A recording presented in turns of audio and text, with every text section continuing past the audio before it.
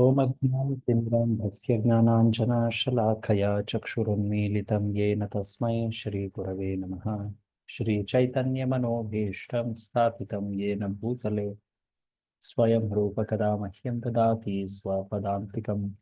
वन्देऽहं श्रीगुरोः श्रीयुतापदकमलं श्रीगुरोन् वैष्णवांश्च श्रीरूपं साग्रजातं सहगण रघुनाथान्वितं तं सजीवम् साद्वैतं सावधूतं परिजनसहितं कृष्णचैतन्यदेवं श्रीराधा कृष्णपादान् सहगणललिता श्रीविशाखान्वितांश्च नमः ॐ विष्णुपादाय कृष्णप्रेष्ठाय भूतले श्रीमते भक्तिवेदान्तस्वामिन्यति नामिने नमस्ते सारस्वते देवे गौरवाणी प्रचारिणे निर्विशेषशून्यवादी पाश्चात्यदेशतारिणे नमो महावदान्याय कृष्णप्रेमप्रदायते कृष्णाय कृष्णचैतन्यनाम्ने गौरत्विषे नमः।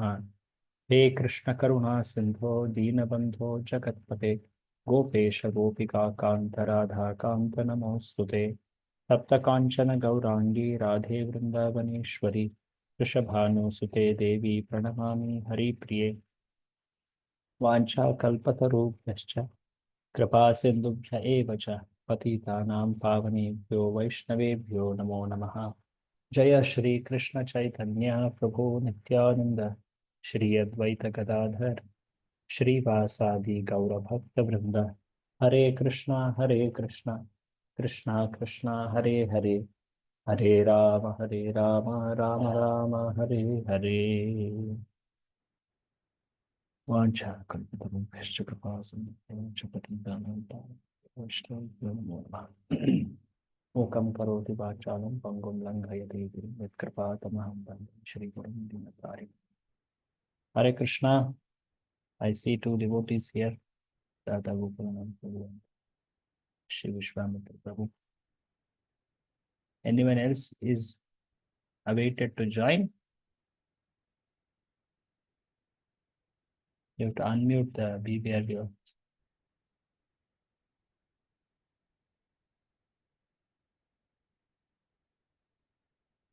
The computer is muted, BBRB office.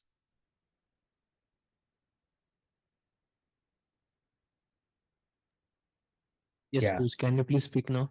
yeah, I can hear you now. Yeah, you heard me all that which I said earlier. Okay.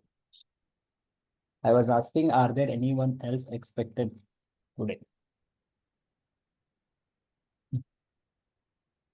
You are not audible here. Is it some technical issues? Please wait for a minute. Okay.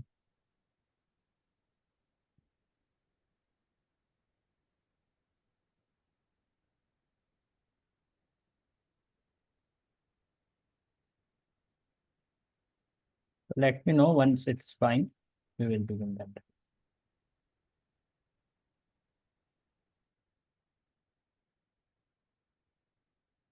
Can you please speak now, Pooja? Your voice is not very clear. I think so. That You are audible now, Pooja. now it's better. Yes, Pooja. So thank you for joining. We are practically at the last part of Ishopanishad. Krishna willing, we may even complete today. Let's see how it goes. Uh, I'm thankful to all of you for coming together here.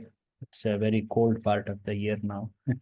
I heard Pune went into far below 10, huh? 10 degree also in temperature, and it was very dire cold.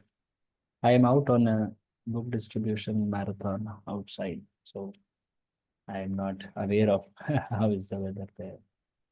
But nonetheless, it's a very busy time, marathon, so many events. And of course, there are some special prayer sessions also today for the protection of devotees in Bangladesh and all. We also together let us once chant Hare Krishna Maha Mantra for uh, praying to the Lord for their protection. Hare Krishna, Krishna Krishna, Hare Hare, Hare Rama, Hare Rama, Rama Rama, Hare Hare Krishna. Last time we had met, we had seen up till mantra number 16. Today we'll continue. Some part of mantra 16 is still left. We'll continue that and we'll enter mantra 17 also. Om Purnamada Purnamidam Purnat Purnamudachyate Purnasya Purnamadaya Purnameva Vashishyate Ishavasya Sarvam Yatkincha Jagatyam Jagat Tena Tyaktena Bhunjitha Magridah Kasyas Vidhanam. So last time we did complete mantras from 9 to 14, that section. Mantra 14 was the last session's topic. How the whole mantras, 6 mantras together, they resemble each other. Very important part of knowledge and worship. Be aware, be cautious against the false knowledge and worship. Know the difference in results of material and spiritual knowledge and worship. Cultivate both material and spiritual knowledge and worship. These 6 verses actually are conveying very important direction for spiritual life. After this, we came to the last section of Ishopanishad. We began last time itself. Mantras 15 to 18, the 4 mantras, which actually are like the conclusion, the last part. They are prayers. So the prayers are being offered by one who has lived according to the mantras right from 1 up till 14.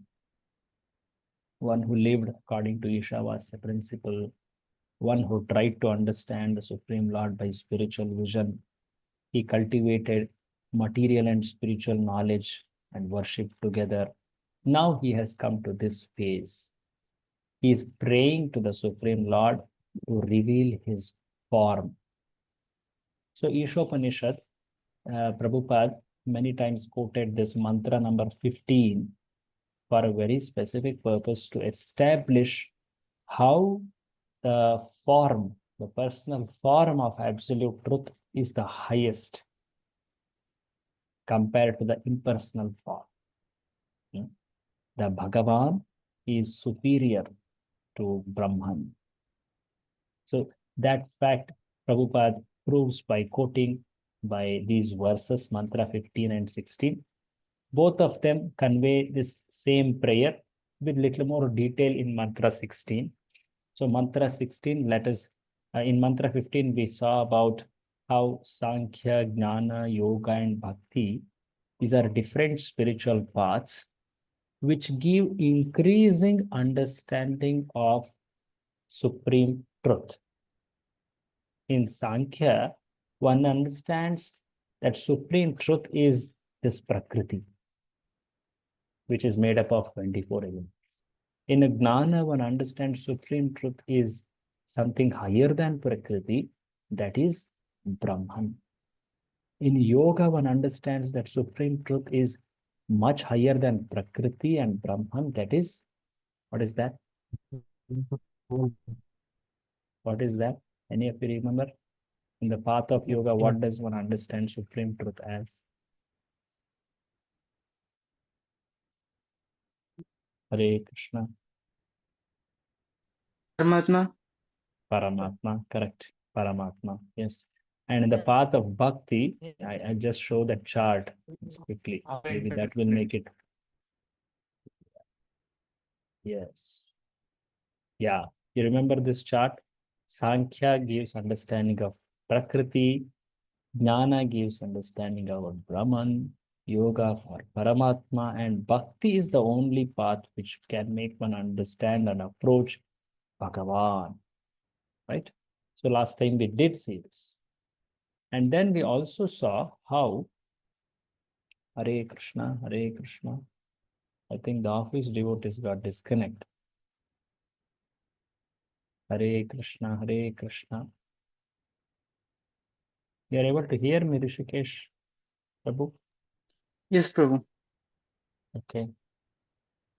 Let's wait for these devotees to join. Yes, Prabhu.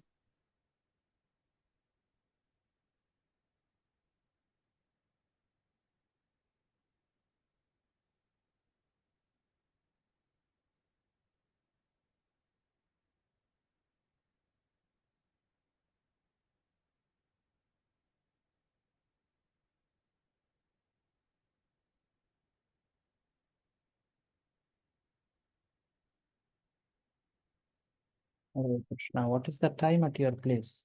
Oh, Prabhu, it's 8:15. 8:15 in the morning. 8:15 morning. Okay. What time your Yes, day Prabhu. starts outside? Uh, Actually, it starts around 9:30 or somewhere around that. Okay. Okay. You Yeah. have completed your studies, right? Oh, No, I'm studying. I'm just an undergraduate right now. okay. Yes. Okay. Mm. It's cold now. It's cold there or what now? This Yeah, is it's -3. -3. Okay. We are It's, already it's Hare feeling. Krishna Prabhuji. Actually, there's no internet here, so Oh, we are getting it fixed. acha, acha. Okay, we are waiting. Yes, right. Yeah. We are already shivering at Pune's sub 10 temperature, but you are telling Yeah, me. I heard it yesterday. Uh, okay. You had your prasad breakfast? Not yet. Okay. I'll have it after the class. Mm.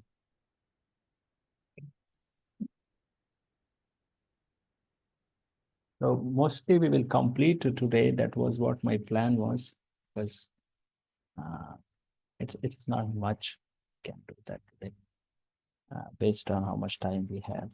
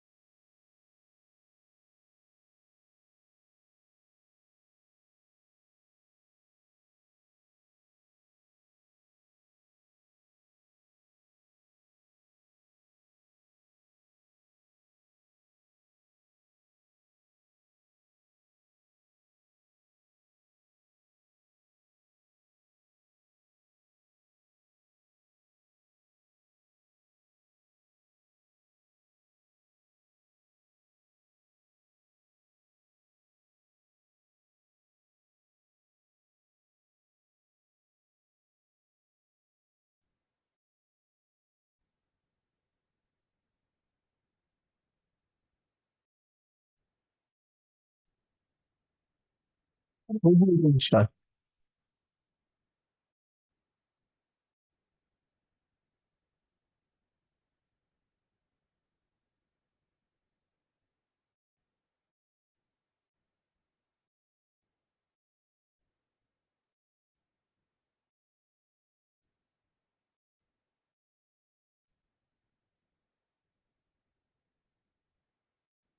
Can you hear us, Prabhu?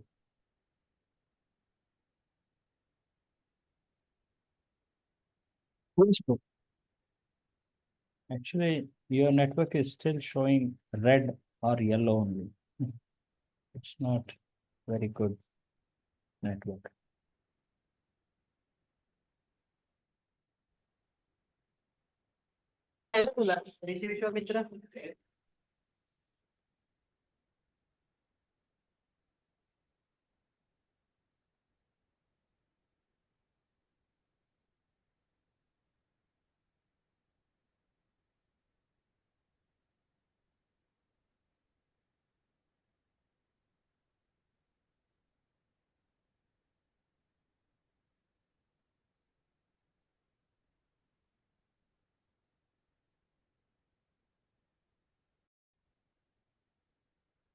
So I was telling that we had started this mantra number 15 and completed also. Yes.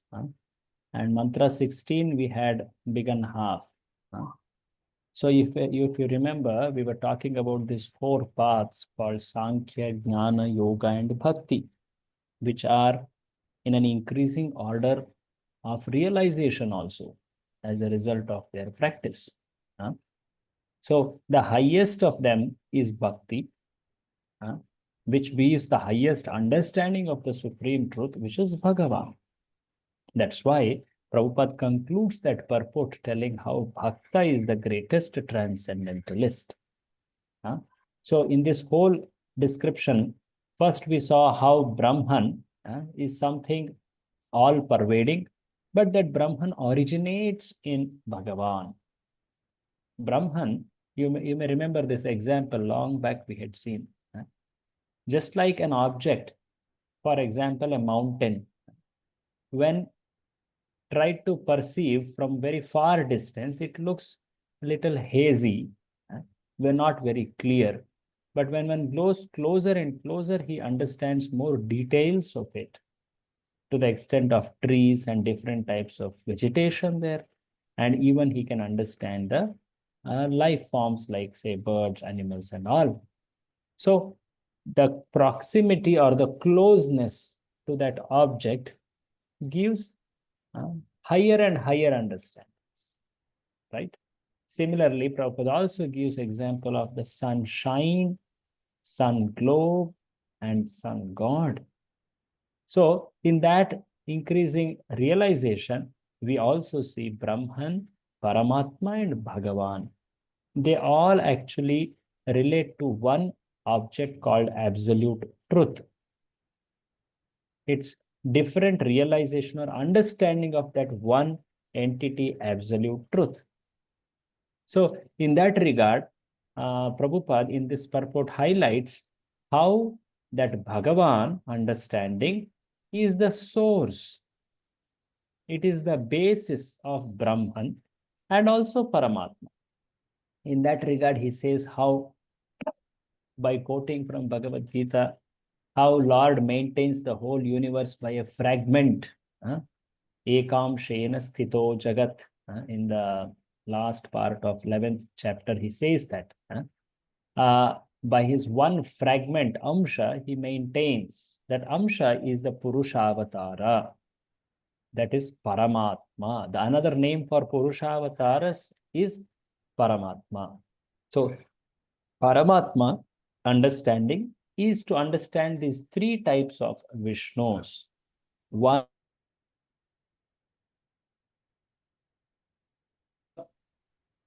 second is super soul of individual universe, and third is super soul of individual or the entire material creation.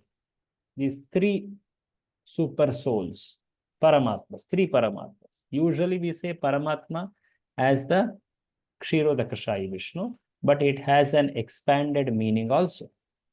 So we saw this last time, and how this material world is 1/4 of the existence, and all the Purushavataras actually they operate in this 1/4 of existence, Ekapada Vibhuti. But much beyond it, the 3/4 or the major portion of the entire existence is spiritual world, Tripada Vibhuti. And how to reach there, was the next discussion, in which we saw Sankhya, Jnana, Yoga, and Bhakti as the increasing realization paths. So in this regard, I remember stopping the discussion here. When we say the word impersonalist, it has two meanings. You remember this last time I spoken, I had paused. Any of you would recollect what are the two meanings of impersonalist?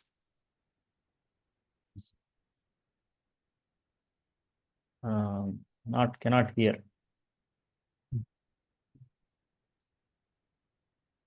No, the mic is not audible.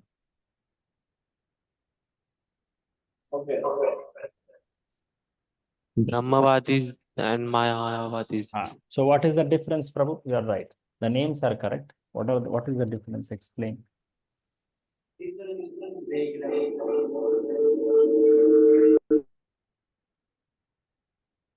What is the difference?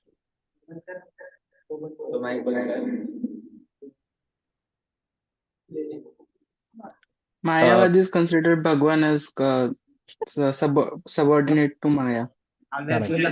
Subordinate to, in fact, Brahman and also Maya. True. And whereas Brahmavadis, what is their understanding? Rishikesh, That the Brahman is the supreme and yeah. But they don't that have actually attraction towards Lord. yeah, Yes. they don't have attraction towards Bhagavan. They don't have knowledge or they don't have attraction about Bhagavan. So that is Brahma. Brahmavadi is a step in the progress. It is not negative, but Mayavadi is negative. So once one falls into this understanding or conception and follows in this path, it's practically like darkness or hell. You may remember mantra number 9, we had discussed how dangerous is this Mayavad philosophy.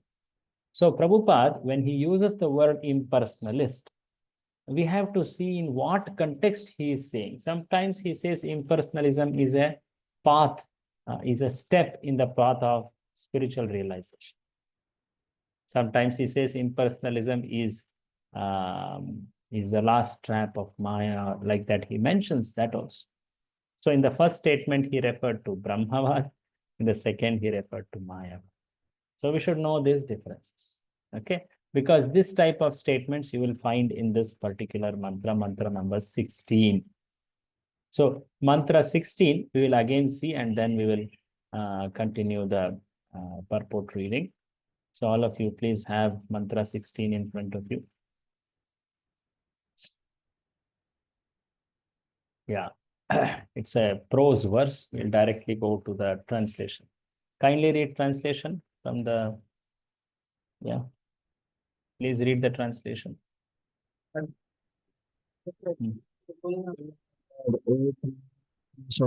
mountain of universe, only regulating principle, the destination of probabilities, well-wisher of progenitors of mankind. Please release the effulgence of your transcendental rays, so that I can see your form of bliss. You are the eternal supreme personality of Godhead, like unto the sun, as I am. So in the verse, the word was there called So Aham Asmi, Saha Aham Asmi. Literally, it means I am that. You see this? Saha Aham Asmi. I am that. Saha means that or that person or like that. I am. So often this verse, this word is used to support Mayavad. That phrase, so hamasmi, is found in Vedas, in the Upanishads, especially here we are seeing it. It is taken as a proof to show how we actually become one with God in quality, in quantity, in all aspects. And they try to prove their philosophy of impersonalism. So Prabhupada says, what is the right meaning of Soham Asmi? The oneness is taught only in terms of quality. It's oneness of quality, not quantity. So Prabhupada gives example of sun and sun rays. how sun and sun rays are one in quality because both have heat and light as the common quality. But sun is the source of sun ray. So many sun rays. Sun ray has just a limited amount of heat and light. In quantity, it is very insignificant compared to the sun. So Prabhupada also quotes the Brahma Samhita words for this. How the Lord's form, you see this verse, that Govinda is Bhagavan. From him comes this spiritual world which is made up of Chintamani Prakhara. It is having the wonderful effulgence, Prakhara Sadma Sukalpa Vriksha. This is description of spiritual world. Lakshmi Sahasra Shata Sambhrama Sevyamana. So, like this, one can understand how that Bhagavan is the source of Brahma Jyoti. So, Prabhupada points that out here. Can you read from here? Those who have the mic, please read until one surpasses. Until one surpasses the glare of Brahma Jyoti, one cannot receive information of the land of the light. The impersonalist philosophers, blinded as they are by the dazzling Brahma Jyoti, can realize neither the factual abode of the Lord nor his transcendental form. Limited by their poor fund of knowledge, such impersonalist thinkers cannot understand all blissful transcendental form of the Lord Krishna. In this prayer, therefore, Sri the Lord to remove the effulgent rays of Brahma Jyoti so that the pure devotee can see his all blissful transcendental form. Yes. So this exactly shows Prabhupada's quotation for showing Bhagavan's superiority. Now in the shloka, there is a word, I'll just show that quickly, the word. There is a word called Rupam. This is an important evidence to show that supreme truth has Rupa. In the earlier shloka also, there was some word like that, which shows that he has form. Any of you recollect? Here, Rupam, in the shloka number 15, check it.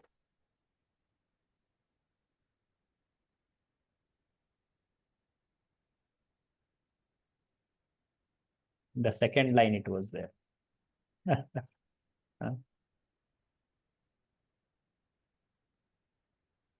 Mukham. Mukham. Correct.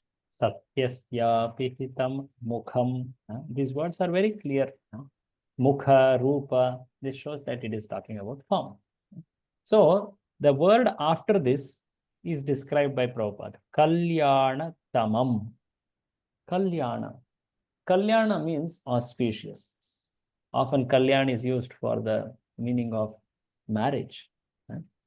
Like Srinivasa Kalyana. That's the famous word. So Kalyana means that which brings goodness or auspiciousness in one's life. Now, the word Kalyana is not just told, it is told as Tama. Tama. Like, sometimes you hear this word Taratama, means like beautiful, more beautiful, most beautiful. Similarly, Kalyana, Kalyana Tara, Kalyana Tama. Kalyana Tama means the highest Kalyana. So the Rupa is described as the highest beneficial. It can give the highest benefit. Rupam Kalyana Tamam. So Prabhupada picks that and he explains. Read it ahead by realizing. By realizing the impersonal Brahma Jyoti, one experiences the auspicious aspect of the Supreme, and by realizing the Paramatma, or all-pervading feature of the Supreme, one experiences an even more auspicious enlightenment. But meeting the personality of God himself face to face, the devotee experiences the most auspicious feature of the Supreme. So, when one approaches Brahma Jyoti, he is experiencing Kalyana. When one approaches Paramatma or realizes Paramatma, he is experiencing Kalyanatara, more auspicious. And when he realizes Bhagavan, the personality of Godhead, then he experiences what? Huh? What? Most auspicious. Kalyanatama, the highest auspiciousness. So Prabhupada further says, the Lord in the shloka is addressed as Pushan. What does Pushan mean? Last time also we had seen this word had come last verse. Pushan, what does that mean? What is the description or meaning of that word? Maintainer. Maintainer. Poshan. Poshan means one who nourishes, maintains, like that. So Prabhupada says this also shows that he is person. He is not impersonal. See, these words are important. Last time I did mention that you will have to collect all these evidences across the Ishopanishad and compile them for your open book answer. That's your second question. How do you prove or establish that the absolute truth is ultimately a person based on Ishopanishad? So these things you should note it and quote them in your answer like that. So this is the verdict of Ishopanishad. So the word Pushan, or what is the word here told? Yeah. Can you read this? This is important. This gives a seed for the next paragraph. Read the word Pushan. Maintainer is especially significant, for although the Lord maintains all beings, he specifically maintains his devotees. After See surpassing here, one interesting thing. Paramatma is the one who maintains. Paramatma is the one who maintains material universes. Bhagavan is not the maintainer. Bhagavan is beyond. He is not having this function only.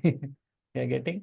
But yet, Bhagavan is also called by the word Pushan. For what reason? Whom does he maintain? Everyone is maintained by Paramatma, right? Then whom does Bhagavan maintain? What is told especially here? maintains the devotees directly. Maintains devotees. So when it comes to the protection of devotees, it is Bhagavan who is acting. So for that, there is an elaborate description on the meaning of the word Bhagavan. Srila Prabhupada gave the meaning of Bhagavan in a very nice manner. In fact, he terms it as Supreme Personality of Godhead. A very new or novel translation of the word Bhagavan. Usually people say Supreme Lord, or the Supreme Person, like that. But Prabhupada told that word, Supreme Personality of Godhead. Like that. But this word Bhagavan is explained by our acharyas in great length. There is one great acharya by name Jiva Goswami. You all know about him. The greatest philosopher, Prabhupada says. He has written a Sandarbha on this word Bhagavan. Bhagavat Sandarbha. Out of his 6 Sandarbhas, which are very, very elaborate philosophical explanations, one of them is dedicated to explain Bhagavan. Bhagavat Sandarbha. There is one for Paramatma, there is one for Bhagavan. There is one for the exact person, Krishna Sandarbha. Like that. So in Bhagavat Sandarbha, the description or the meaning of the word Bhagavan is explained. So can you read this highlighted part? It's very long definition he gives, but Prabhupada has summarized it. Yeah. Read. The first syllable of the word Bhagavan that has 2 meanings. The first one is one who fully maintains, and the second is the guardian. The second syllable, Ga, means guide and leader or creator.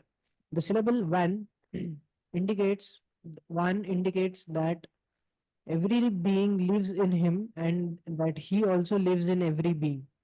In other words, the word the transcendent- Bhagavan, that's the word. Bhagavan. So each of them have a meaning. Bha means what? One who maintains, one who does bharana. You heard the word in Sanskrit, it's called bharan. Bharan poshan कहते हैं ना, bharan. Or bharta, one who maintains.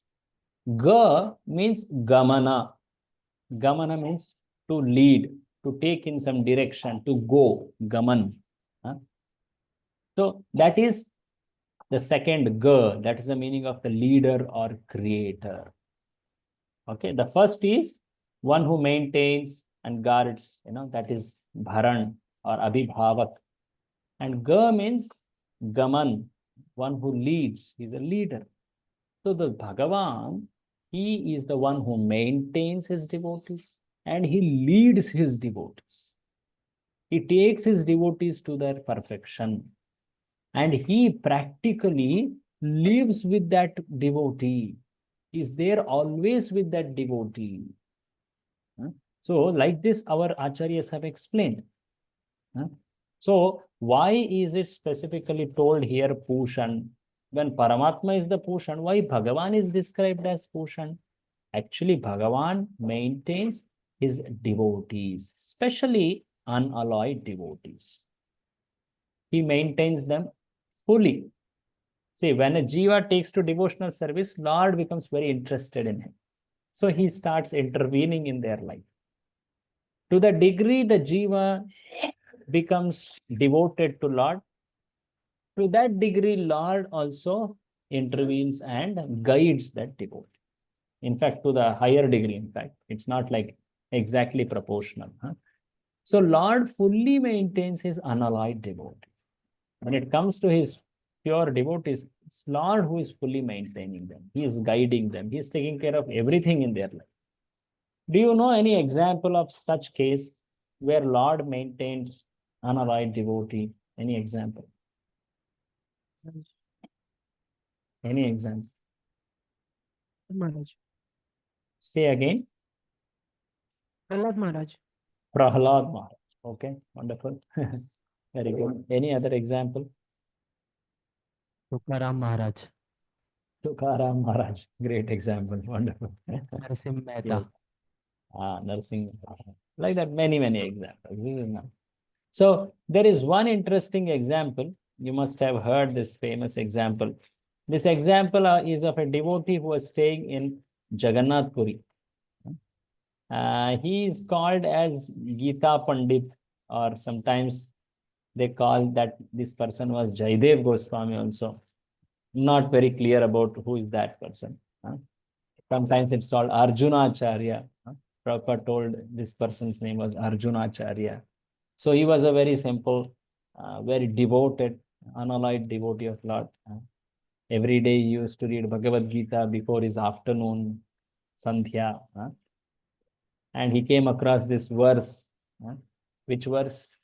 And if you know, that one famous verse in Bhagavad Gita where it's told, Lord says, I protect everything that the Lord, my devotee has. And if he lacks in something, I will provide. Any of you know which verse is that in Bhagavad Gita? Yogakshayam Vahamyam. Ananyas Chintayanto Mam Ye Jana Paryupasate Tesham Nityabhiyuktanam Yogakshemam Vahamyaham. That's 9th chapter, 22nd verse. Very famous verse describing the pure devotees of.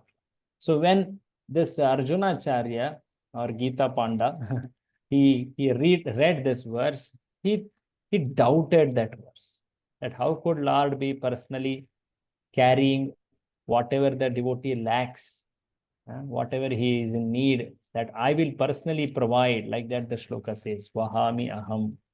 So he thought it should not be Vahami Aham, it could be Karomi Aham. Lord can make it happen through his, energies, through his, agents, like that. So he stroked that verse. Uske upar unhone कीर मारी. And then he went for his Sandhya. You know what happened? Very famous incident. Two boys came with a lot of grocery and things like that. They delivered at the house. But the wife of this Arjunacharya was very, very surprised. I don't know who are these children. They told, we are your husband's disciples. He has sent all this. Oh, is it so? I never knew. But it seems that something is struck on your back. Huh? Oh, what is this? Oh, your husband actually bet us. Huh? Oh, I don't know how my husband has behaved like this. Huh? So cruel. Please be seated here. I'll bring some milk for you. You're so beautiful. One is dark and another is so fair. You're charming. Please be seated. Be seated. Wait, wait. No, no, we have to go. We have to go. And they somehow slipped off.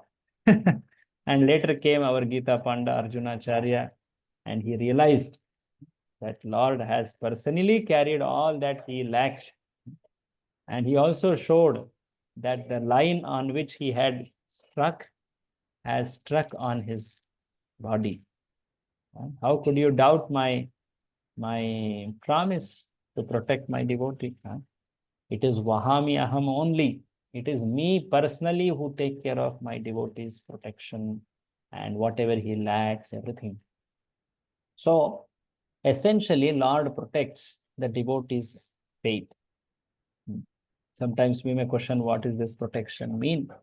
Lord has assured the protection of devotees' faith by giving the right association, by bringing them to right understanding, by providing right guidance and facility like that.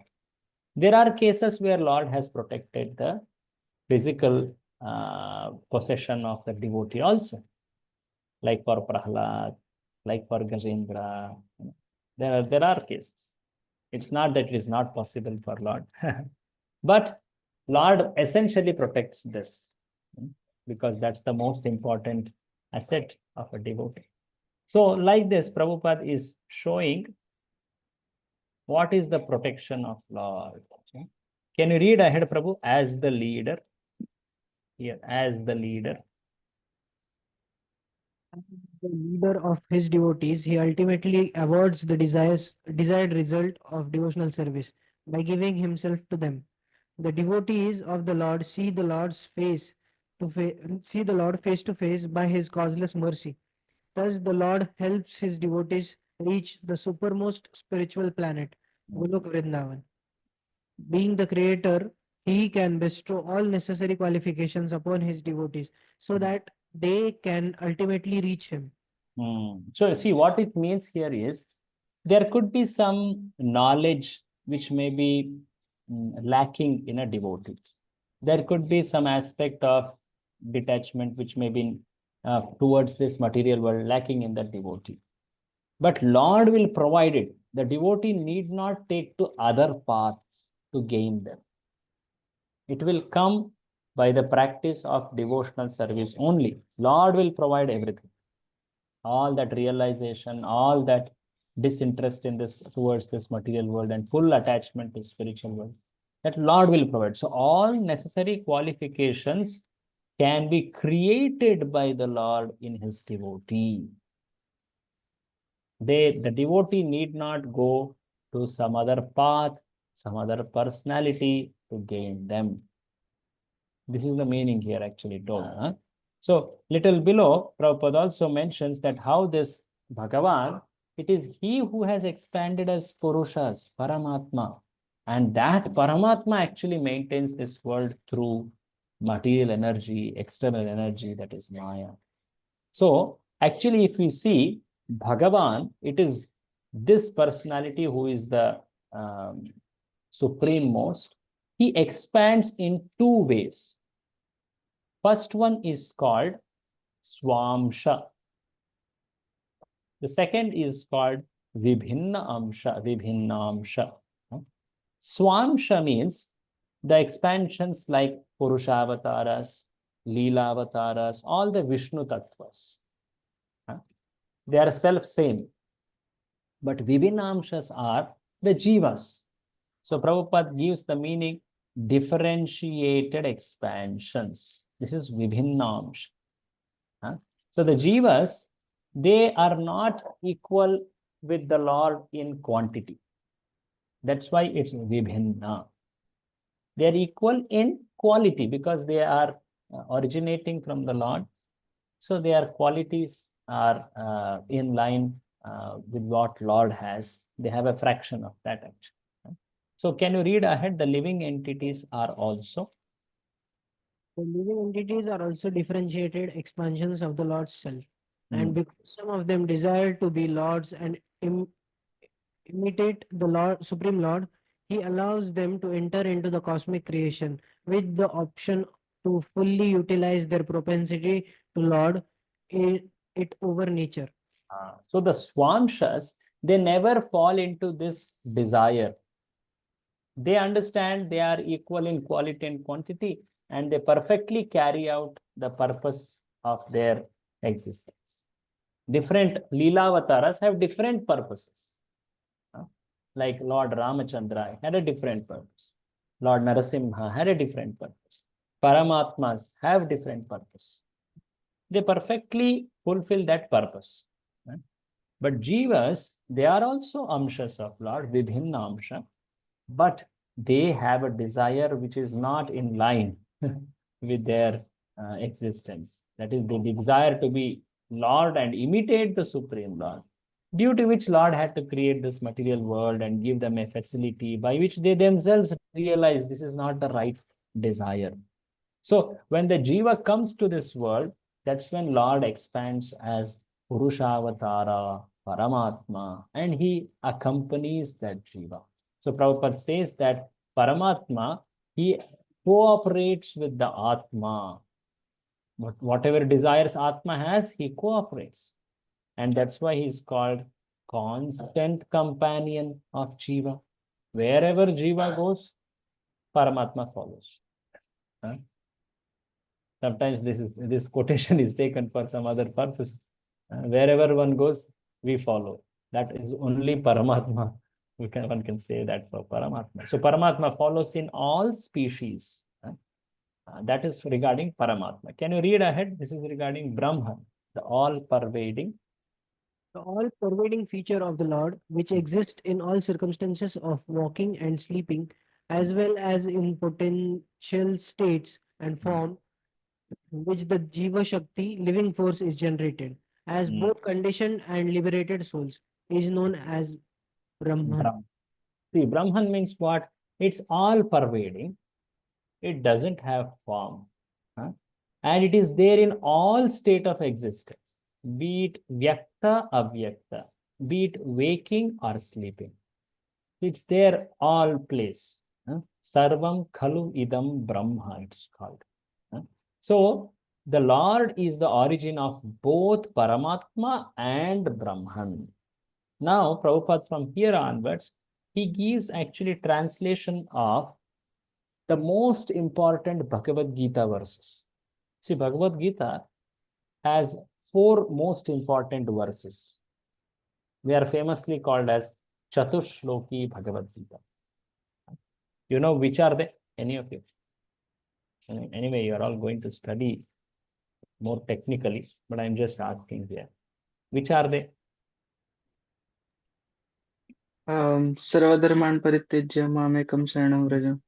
No, that comes at the end. Surely that's the one of the that's the essence of Gita. But there are 4 verses which are together called Chatushloki. That verse which says, I am the source of all material and spiritual world. Yes, Prabhu. Where it comes, Prabhu? You are right. Where it comes? 7 point No, something. 7 point something. 10th chapter. Yeah. The verses beginning like Aham Sarvasya Prabhavo. That's Chatushloki. The 4 verses from here, they are together called as the entire Gita in summary. And of course, Krishna also says the most essential verse of Gita, the last 1866, there also it comes again. So these verses, let us read the translation of these verses alone. Read it. I am showing on the screen. Translation. I am the source of all spiritual and material worlds. Everything emanates from me. The wise who perfectly know this engage in my devotional service and worship me with all their hearts. See, I am the source of spiritual and material. Here comes even Brahman and Paramatma also. So I am source of everything. Everything emanates from me. This is who is being talked as I. Who is the I here? Bhagavan. Bhagavan. And everything else, be it Paramatma, Brahman, material world, spiritual, everything is emanating from him. So one who knows this, that Bhagavan is the highest, he is the source, he takes part in my bhakti with offering his heart. Now the second one is interesting. Okay, when he takes to bhakti, what does he do? Read ahead. The thoughts of my pure devotees dwell in me. Their lives are fully devoted to my service, and they derive great satisfaction and bliss from always enlightening one another and conversing about me. So when they take to bhakti, what they do is they take great pleasure in talking about me, in serving me. In fact, they become sold out to me. They find great happiness in this. So this is the nature of bhakti. Very, very pleasing process. Then what does Lord do for them? That's told next. Read. Those who are constantly devoted to serving me with love, I give the understanding by which they can come to me. Dadami buddhi yogam tam. So I bring them, such people who have great happiness in serving me, I take care of bringing them to myself. I bring them to the spiritual world. In fact, I show extreme compassion. Read it. To show them. To show them special mercy, I, dwelling in their hearts, destroy with the shining lamp of knowledge the darkness born of ignorance. Now, after we read this 4 verses translation, we'll go back to this Ishopanishad mantra's purport. Now you will see what is Prabhupada talking about. You can be noting which verse he talks about like that. Often Prabhupada's style is like this, that he paraphrases some verses of Gita, Bhagavatam, and he explains them in simple words. Okay, so start. Since the Lord is the origin of both Paramatma and Brahman, who is the origin of living entities and all else that exists. Those who know this engage at once in the devotional service of the Lord. So did we read it? First one, correct. verse. First verse of the Chatushloki says this. Now the continue ahead. Such pure and fully cognizant devotees of the Lord are fully attached to Him in heart and soul. And whenever such devotees assemble with similar devotees, they have no engagement but the glorification of the Lord's transcendental act. Did we read this? Second verse. Second verse. He's exactly telling the second verse. And then later he says, those who are not perfect, they don't know about activities of devotees and the Lord. Then further he says, Lord always helps. Read this. Lord always helps the pure devotees by imparting necessary knowledge within their heart, and thus, out of His special favor, He dissipates all the darkness of the ignorance. Did we read this? We read it. Lord helps the pure devotees by giving them necessary knowledge. Which verse was this in that 4? Esham satatayuktanam bhajatam kriti guru. Dadami buddhi. Dadami buddhi. Correct. He gives the knowledge. And of course, Lord also says, I dissipate darkness of ignorance in the 4th mantra. Agnanajam tamaha. That verse is also translated by Prabhupada. So what is being told here is, once one submits to Bhagavan, it is Lord Bhagavan, it's Bhagavan who takes responsibility of that devotee's spiritual progress. In other paths, be it Sankhya, Jnana, Yoga, this kind of help is not there. Further, Prabhupada says, read it, the speculative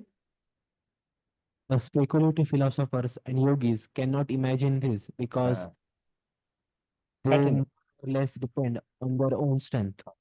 In the other paths, one depends on their own strength. But here in the path of bhakti, it is Lord who is giving them so much of support. He is giving them necessary knowledge. He is destroying their ignorance. He is providing anything they lack. He is protecting anything they have.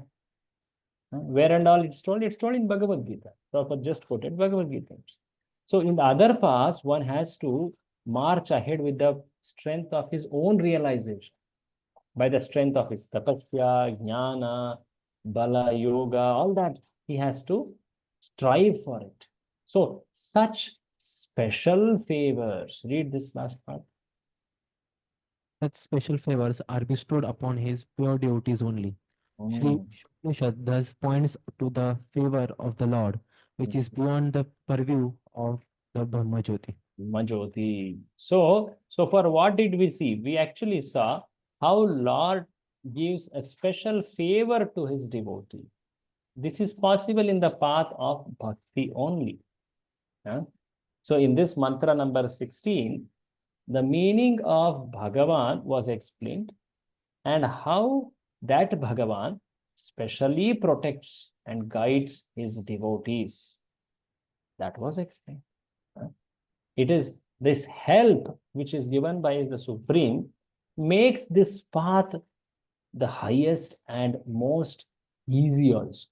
The highest and also most easy path. In Bhagavad Gita also this is explained. Susukham kartum avyayam. In the 9th chapter Bhagavad Gita, there is that verse. Susukham kartum avyayam. Pavitram, like that, their description of devotional service. So mantra number 16 actually establishes bhakti as the highest path. So mantra 15 and 16 both are prayers to the Lord. For what purpose? Any of you recollect? What purpose was the devotee praying? O Lord, face. For seeing the Lord's face, to remove that shine so that one can see that face. Now mantra 17 is interesting. We will go to mantra 17 now. It actually is a prayer, but a prayer for, in fact, guidance. Prayer for further direction. After seeing the beautiful form of Lord, one sees how much one has is lacking. So he prays, "Oh Lord, kindly forgive me, kindly guide me." There is very interesting part in this mantra 17. We will see that in today's purport reading. So let's go to mantra number 17. Vayur anilam amritam. Please say. Yathedam bhasmantam shariram. Om krato smara kritam smara. Om krato smara kritam smara. So mantra 17, as I earlier told, is a prayer, but a prayer for Lord's mercy and guidance. And especially this is talking for the time of death. It's a prayer, but prayer for guidance at the time of death. Because at the time of death, one is feeling very, very helpless. All that he has gained as great support and assurance is taken away, including one's body. So that's the time when devotee becomes utterly dependent on the Lord. So he's praying for Lord's guidance. So mantra 17 and 18 follow the same theme of praying for Lord's guidance, especially the time of death. Let's see the translation of mantra number 17. Please read mantra 17's translation. Yes. Let this temporary body be burned to ashes, and let the air of life be merged with the totality of air. Now, O my Lord, please remember all my sacrifices, and because you are the ultimate beneficiary, please remember all that I have done for you. There is something strange which we usually don't hear in a prayer in this little translation. Did you notice? Sorry, bro, could you please repeat the question again? There is something strange in this prayer, unlike usual prayers.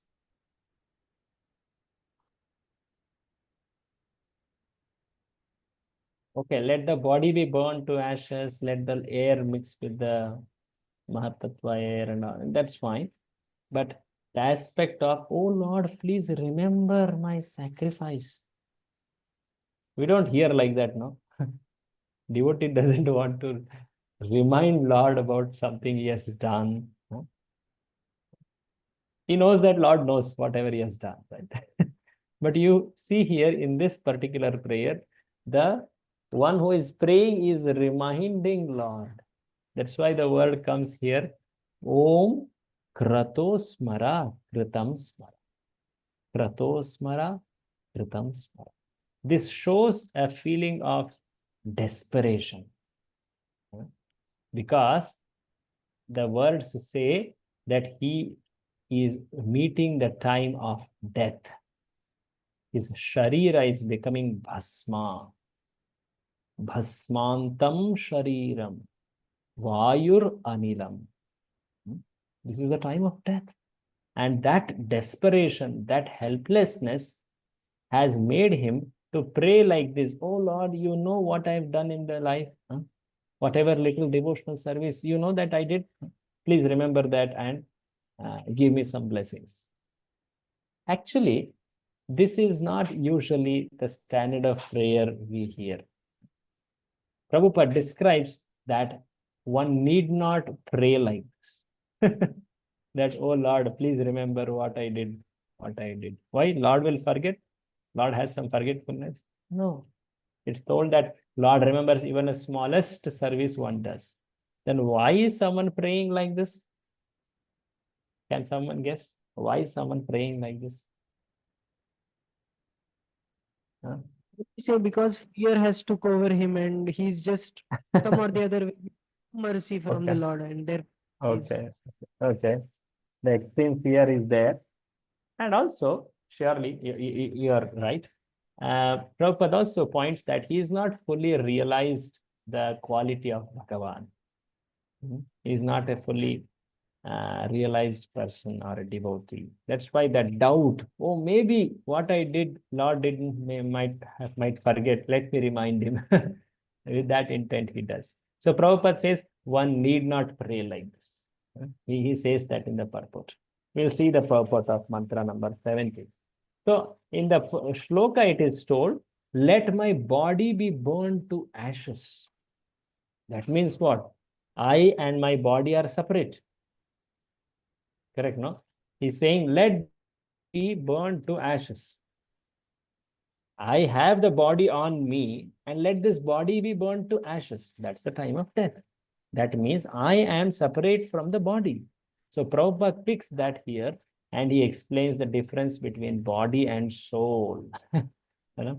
Prabhupada gives this, the fundamentals of spiritual understanding. Read this first paragraph. The temporary body, material body.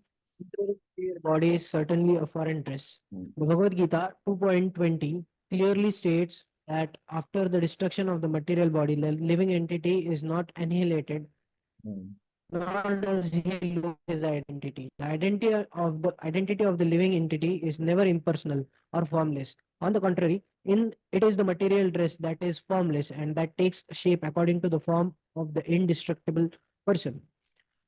No living entity is originally formless, as is wrongly thought by those with a poor fund of knowledge. This mantra verifies the fact that the living entity exists after the annihilation of the material body. Just see, Prabhupada proves that by the strength of this verse, that Jiva exists beyond this body. His existence is not ending with the body. So the point is, the Jiva, we understand that he is taking up different bodies, just like one takes up different clothes every morning. Prabhupada says it's like a dress. The material body is like a dress for the soul. There are so many types of dresses one may choose. Whatever he has in his cupboard, he chooses from there. Oh, today is this day, today is that day, today is Sunday, today is Wednesday. The school-going kids have some days uniform, some days different dress. Some days is their liberty. So one chooses what he can wear. Similarly, the Jivatma is given among this 8.4 million types of dresses. They are all compared to the dress. Depending on what desire he has, he chooses that particular dress or the body. So Prabhupada says that the body is external to the soul.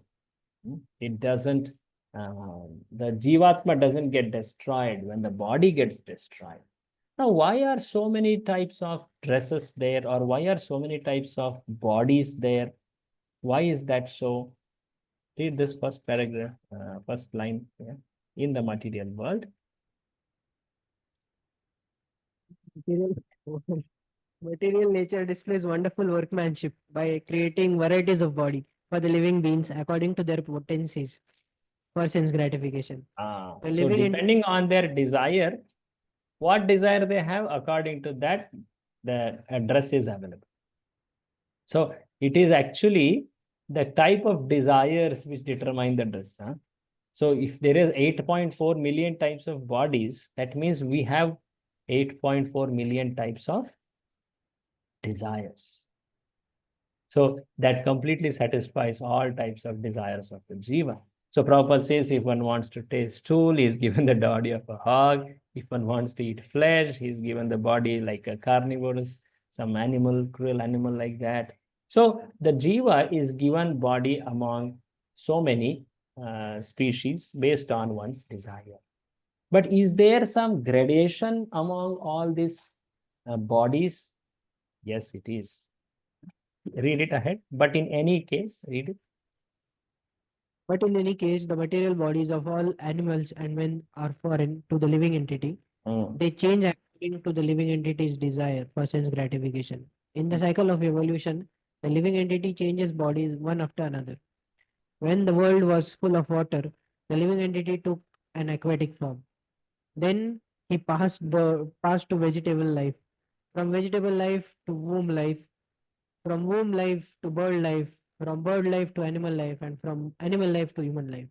The highest development form is this human form when it is possessed of full sense of spiritual knowledge. So Prabhupada, you might have heard that Prabhupada condemns the theory of evolution told by Darwin. Now here, when you read this paragraph, this also looks like evolution. No? Did you notice?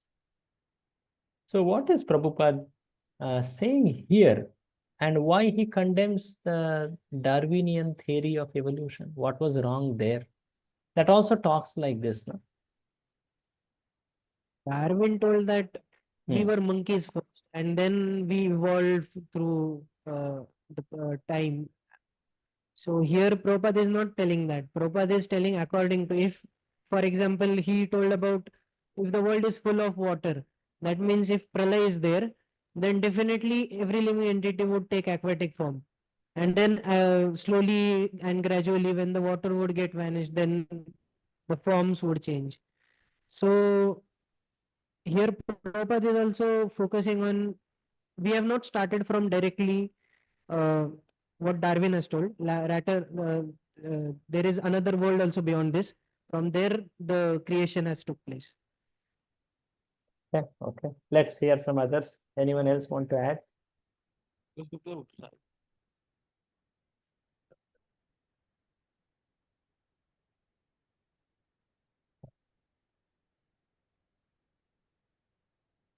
Yes. Prabhu, Uh-huh. the difference, I believe, is Darwin's theory suggests that everything started from blast. Blast of blast, there were so many blasts. But here it does not say that. Here it states that it starts from a world full of water. That's a big, Mhm. but it is the same theory, Darwin's theory only. The Big Bang is also Darwin's Darwin's theory. theory. Yeah. Yes. So is Prabhupada approving Darwin's theory then? See, it may not be the complete understanding, but some part of it seems to be truth. Is that so? So Some what is part of the it, but some part of it? Okay. Okay. The principle of fittest survive can be applied over here. Okay. Fittest of okay. Survival of fittest. Yeah. That's later principle, correct. See, there is fundamental difference is like this. Darwin says, in the beginning, there was only one type of body. What was it? He says unicellular, or some primitive life forms. After a period of time, those bodies, they underwent metamorphosis, or they underwent change, and they became multicellular. Then they became aquatics.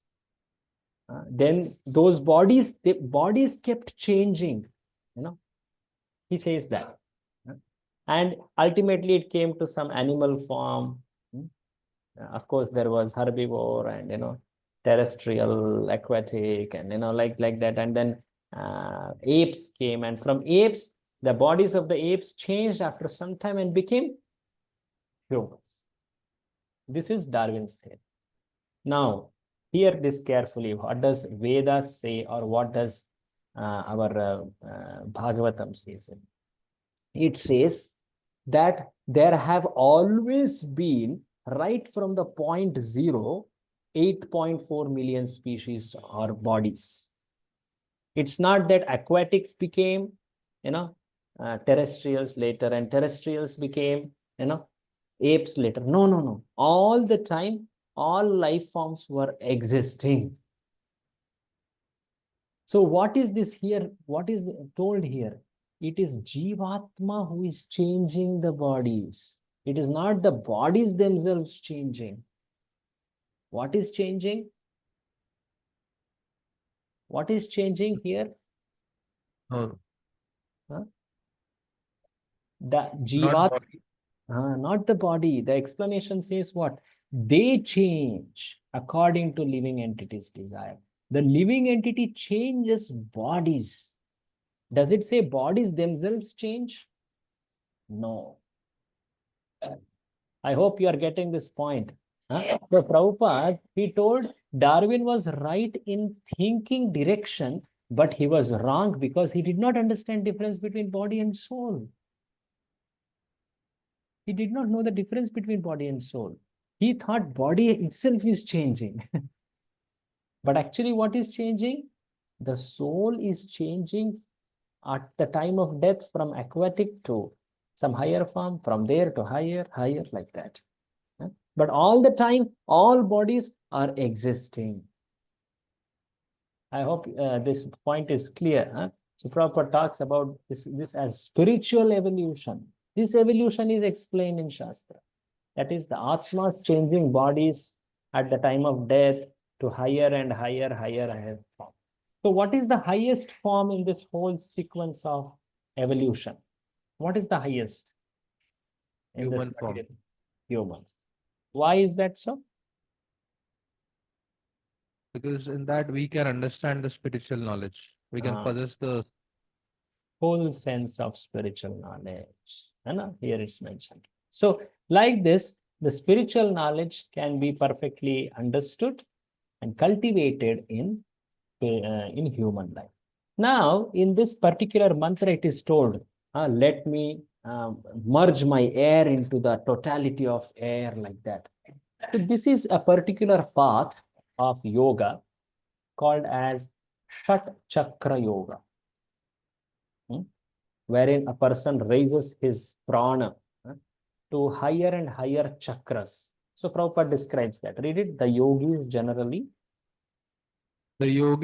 study how to control the airs of the body. The soul is supposed to rise from one circle of air to another until it rises to Brahma Randha. the highest circle. Yeah. From the point, the perfect yogi can transfer himself to any planet he likes. The process is to give up material body and then enter into another.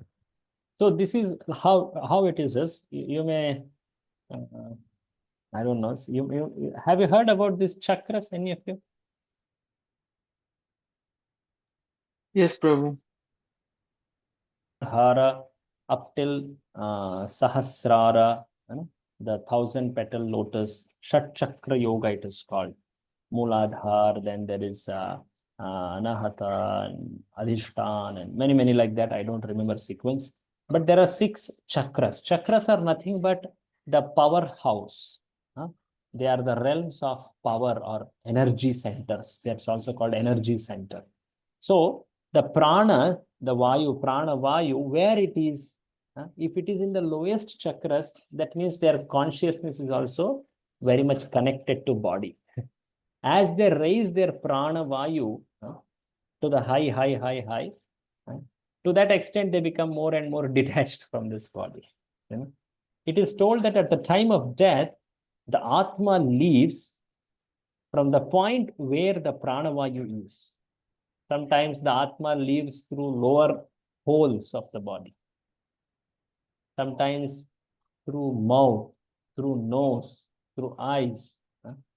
Or for the yogis who are perfect, it leaves through Brahmarandra, the mid part of the skull. That if it is leaving from here, that means the yoga, according to the yogic theory, he has elevated himself so high that now no more he will come to the material body. That's the perfect yogi, it's told. So that is the chakra yoga, which is bona fide path. Krishna talks about it in 8th chapter of Bhagavad Gita, but it's very difficult. It's not easy. There are a lot of regulations for it. So how can one attain perfection even in this current day and age? Is it possible? So Prabhupada describes that from here. Can you read? The living entity takes. The living entity takes on different bodies according to his pious and vicious activities. Human body is highly developed and has full consciousness. According to Bhagavad Gita 7.19, the most perfect man surrenders unto the Lord after many, many lifetimes of culturing knowledge. So it is told in Gita, Bahunam Janmanamante Jnanavan Mam Prapadyate. After many, many lives of learning about me, one finally comes to a stage to surrender to me. That is the path of bhakti. So, if you see how long it has taken for a jiva to come to the point of bhakti, it's sometimes across the lifetimes. It is not easy. So, finally, Prabhupada says here, read the desire for lordship. The desire for lordship is the material disease of the living being. For under the spell of sense enjoyment, he transmigrates through the various bodies manifested in the material world. Becoming one with the Brahma Jyoti does not represent mature knowledge. Only by surrendering unto the Lord completely and developing one's sense of spiritual service does one reach the highest perfectional stage. So the highest development of consciousness is the stage at which one submits or surrenders to Lord completely. Actually, there is a great description about it by Srila Bhaktivinoda Thakur. Just like the flower has multiple stages of blossoming. In the beginning, it is so small. Later, it becomes like a bud. Later, it's little opens up, little more, and then fully blossom. Like that, the consciousness of the jivas, it is in the beginning very, very covered. Later, it becomes fully blossomed, called Purna Vikasita Chetana. That is full surrender and full growth of one's consciousness. Now, Prabhupada also talks about, in this shloka, it is told that the jiva is praying to the Lord because he is meeting the time of death. So the time of death is important because that decides the next body. So Prabhupada says, quoting from Bhagavad Gita, what is this principle of last thought? Read this in this mantra. In this mantra, the living entity prays to enter the spiritual kingdom of God after relinquishing his material body and material air. The devotee prays to the Lord to remember his activities and sacrifices he has performed before his material body is turned. He makes his prayer at the time of death. Pooja, I had a question. May I ask? Yes. In the previous paragraph, you told that if at the time of death, what is his consciousness according to that his body or Yeah. Here in this. Yeah. We are doing bhakti throughout life, and then I mean, it does not make any difference ना अब अगर आखिरी में सब कुछ decide होने वाला है then what is the point of doing bhakti for whole life if Hmm. he is not able to reach So, the last stage. hmm. वैसे भी हो So there सकता है are ना two. nowadays Correct. Continue. death Continue. is coming at any point of time and Hmm. we never know at what consciousness we might be at that particular moment. So then how do we Your answer is coming ahead. The question's answer is coming ahead only. So proper discusses that. Okay. We will see that at the end of this own purport only it will come out. In his own words, it will come out. So the principle is told, you are right, that things are the our future is decided at the moment of death. That's why it is told. साधन कर ले जप कर ले मरते जन्मे है means whatever one does sadhan jap everything at the time of death it is all decided how much he has developed that consciousness or remembrance. So that's why one of the important goals of practicing bhakti is to cultivate remembrance of Lord. So when one is healthy, at least that time he should cultivate that remembrance. You see in our old age, in our, you can see in our own families, our grandfathers and all grandmothers, every time, whether they sit, they walk, they always would take the name of God, na? Rama, Narayana, Krishna, Keshava, like that. Why? At every small thing, they would take the name of God. That was a habit, it was cultivated. So that when one faces some sudden calamity, some name of Lord comes. It was culture, actually.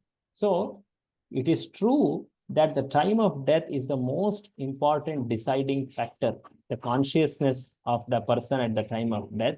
That's why Krishna says here, yam yam vapi smaran bhavam tyajati. Whatever smaran one does at the time of tyajati ante kaliya, at the time of leaving one's body, that is what he attains. See, here the translation itself says, read this, whatever state of being one remembers when he quits his body, O son of Kunti, that state he will attain without fail. without fail. So the principle is told by the Lord very, very clearly. Actually, animals, they don't have this freedom on what to think. They just are programmed to think in certain manners. You can't change that program. In animal life, the program is just to look for good food, good place to sleep, good enjoyment, and defense. That's all. But in humans, one can choose to think about them. So Prabhupada says this, unlike simple animals, read ahead. Animals who have no developed mind, the dying human being can remember the activities of his life like dreams at night. So the whole life goes like a movie or a reel in front of that person. All the life's activities, and it actually stops at a point where he is most attached. So it is told, that's why one's greatest attachment should be to the spiritual activities, devotional activities. Then that is what will be his conscious. So Prabhupada says very starking statement ahead. Reading. Here your answer for your prayer is coming. Read. Even if at the time of death a devotee does not remember his service to the Lord does not forgive him. Forget him. Okay. Okay. This prayer is given to remind the Lord of the devotee's sacrifice. But even if there is no such reminder, the Lord does not forget the service rendered by his pure devotee. Here comes the point. So the effort is made by a devotee to cultivate remembrance of Lord. That is his eagerness to serve Lord, please Lord, remember Lord. He is putting that effort as an expression of his sincerity, how much he strongly wants to serve Lord. But ultimately, It is Lord who will be pleased by that effort and he will give that remembrance. Is it not told in Gita like that? That Lord gives remembrance. Prabhu, Hare Krishna. Where is it told? You remember any place? Do you know where is it told in Gita? That I give remembrance.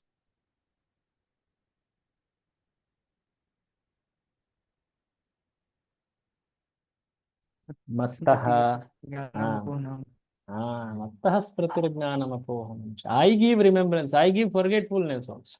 I give knowledge, Krishna says. So, at the time of death, if a devotee is able to consciously take remembrance of Lord, that's wonderful. Even if one is not able to remember, if he has led a life of remembrance and service, then Lord will surely give him the best result. He will remind. He will remind him. In fact, it goes on to say another instance.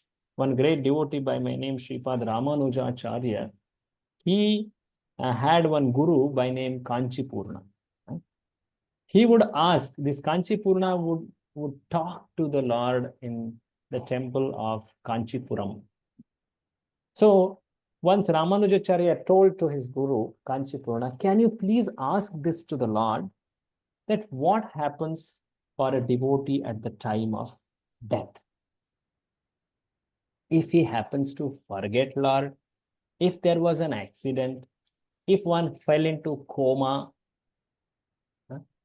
what happens? Because you don't know when it will come. You don't know what will be your situation when it comes. We don't know. We can't force remembrance of Lord, right? So what is the state actually? It is such a risky time. So when Kanchipurna was asked to ask this to Lord, he went and he prayed to Lord. What happened? Then Lord Varadaraja, Lord Vishnu, he spoke, he assured that my devotee need not fear. Even if he is not able to remember me, I will take him to spiritual world because he has led a life of service. That's why it is told, when we have time, when we have energy, when we are in good consciousness, we should make an effort to remember Lord.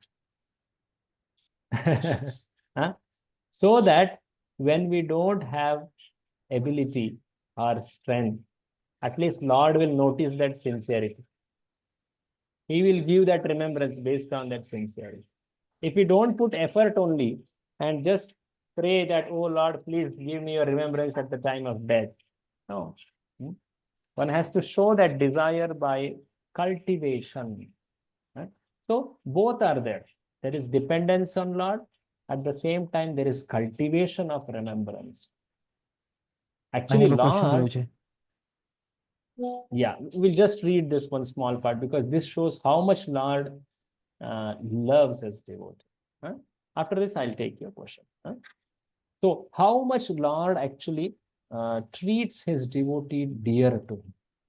Not only at time of death, even if while living, a devotee happens to forget him because of some sinful tendency, still Lord will not forget him. You're getting this point? Time of death is such a helpless time. A person may helplessly not be able to remember Lord. That's okay. But when living, if he forgets Lord because of some sinful tendency, oh, Lord will leave him out? No, Lord will not forget him. Lord will always hold him very dear to him. For that, Prabhupada gives this example. Read ahead. The Lord clearly describes. God clearly describes his intimate relationship with his devotees in the Bhagavad Gita 9.30 to 34. Even if So one these are also commits very the most famous abominable verses. These are very famous verses 30 to 34. So Prabhupada has translated them. Read it. Even if one commits the most abominable action, if he is engaged in the devotional service, he is to be considered saintly because he is properly situated in his determination. He Mm. quickly becomes righteous and attains lasting peace. O son of Kunti, declare it boldly that my devotee never perishes. Ah. O son of those who But- take shelter Mm. in me, though they be of lower birth, women, Vaishya, merchants, as well as Shudras, workers, can attain the supreme destination. How much more this is so of the righteous Brahmanas, the devotees of the saintly kings Ah. and the saintly Continue. kings. Therefore, Mm. having come to this temporary miserable world, engage in loving devotional service, Service unto loving me. service unto me. Okay, you can pause there because Krishna further tells that famous instruction, Manmana Bhava Madbhakta. That translation is there. Engage your mind in thinking of me, become my devotee, offer respects to me, obeisances, and worship. By that, you will surely come to me. See, the thought progression sequence is like this. The Lord is always merciful. He will never forget a little devotional service rendered by Jiva. So, this does not mean Jiva does little and forget everything. No. Jiva always likes to serve Lord increasingly because the nature of devotional service is such that it is more attractive. It attracts the Jiva more and more and more. Huh? And the Jiva always tries to remember Lord from his side. At the same time, when the situation becomes helpless, when there is an effect of past karma actions due to which one happened to forget Lord and went into sin, still Lord will not forget him. He will try to bring him back. Even if one happens to die in a very unnatural situation, still Lord will not forget him. He will try to bring him back. You getting this? So the effort which is made is an eternal security. It is always an investment which is never lost. That's why Krishna says that second chapter verse, there is no loss in this path. Pratyavayo na vidyate swalpamapi asya dharmas prayate mahato bhaya. So in that spirit, one should continue render devotional service. So why does it happen that Jiva happens to forget Lord?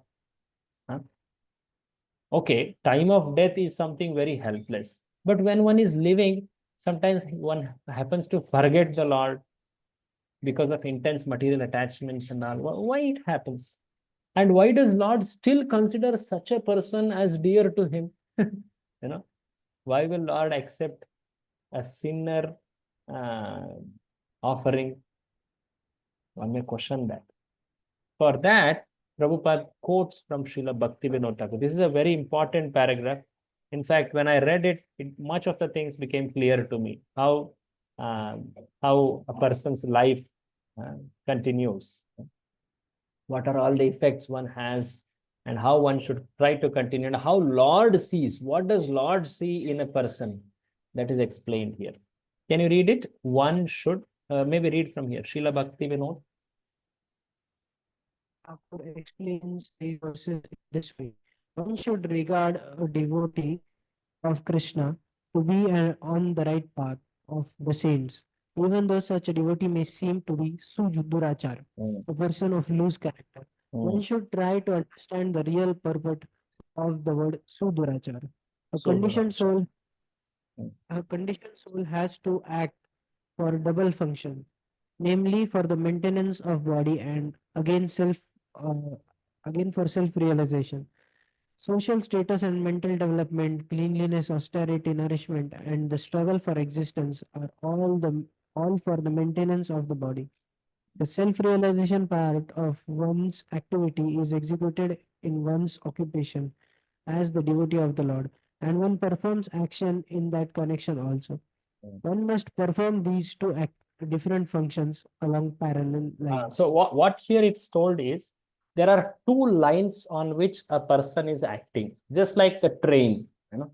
The train runs on two railway lines. So one line is for maintenance of body, another line is for one's spiritual growth. So these two should actually run parallel. They should not go away. Then the train will, where will train go? It will actually topple away, actually, is it? If they're running parallel, the train also is moving very properly. So it's like parallel lines, but sometimes it may become different. Read it ahead.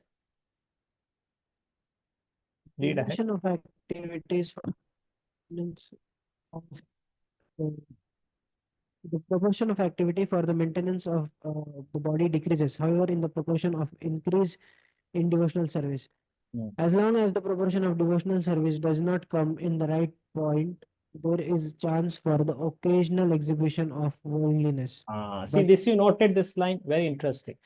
As long as the proportion of devotional service does not come to the right point, means one does not attain a specific steadiness in path of bhakti.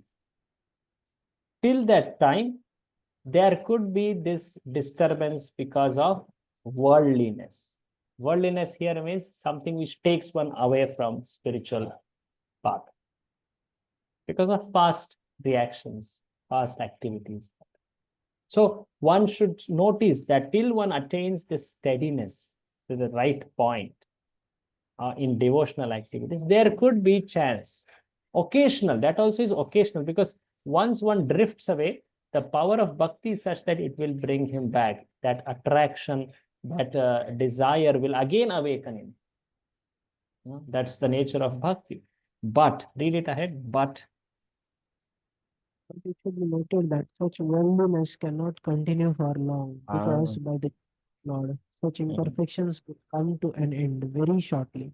Therefore, the path of devotional service is the only right path. If one is on the right path, even an occasional occurrence of worldliness does not hamper one in the advancement of self-realization. Just see this. So even if there is some drift, that will be adjusted, that will be taken care as long as one is trying to march in that path. That occasional occurrence will not hamper.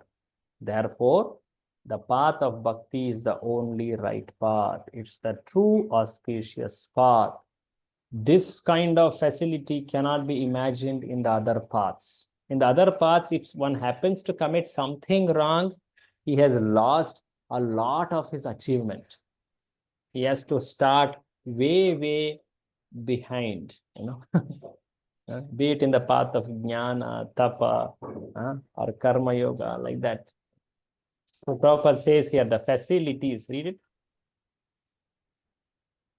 The facilities of devotional service are denied for the impersonalist because they are attached to the Brahma Jyoti feature of the Lord. So those who are attached to Brahma Jyoti only and not to Bhagavan, they won't get this kind of considerations by Lord. This kind of guidance, protection by Lord. Okay. Anyway, this principle actually becomes more elaborate in Bhagavad Gita discussions, chapter 9 specifically. But I would stop at this point to hear any questions, and then I take the further continuation of this. Any questions some of you had were asking in maybe? Yeah. Guruji, in the previous paragraph, we discussed that Lord will remember devotee even though he doesn't remember Lord in his final time. And Correct. here also we see that the path of devotional service is the only right path. Then what about Bharat Maharaj? Nonetheless, he put all the efforts for achieving that stage. And even then, when he was falling for deer, why didn't Lord remember him? So there are pastimes with a specific purposes. We have to know that exact purpose, which is described while narrating that pastime. So in the pastime of Bharata, the great king who renounced everything because of his great desire to serve Lord, he was at the stage of bhava. He renounced the kingdom when he was in prime youth, not at the vanaprastha stage or like that. No. He was very young. He had achieved so much, but he handed over to his next person and he left away because he was so attached to serving Lord. But yet he faced that event, attachment to deer, and he had to take a body of a deer. So is this not a fall? If you read those pastimes and hear the explanations of the acharyas, they say it is not a fall. Because the Bharata, the king Bharata, the deer Bharata, then there is that Avadhuta, who is called Jada Bharata. In these three, the consciousness kept increasing only. And the Lord, he designed such kind of an event in the life of Bharata for proving, for showing a specific point that one should not be careless. One should be very cautious against any type of material attachment, be it even the most noble like compassion. So due to which he actually got drifted away, is it not? So there, in the shlokas and in the Acharya's commentaries, it is explained that to show how one should be careful in one's spiritual progress, this pastime was exhibited. But the devotional progress which was made by Bharata the king was kept protected. In fact, it got enhanced when he took the life of deer.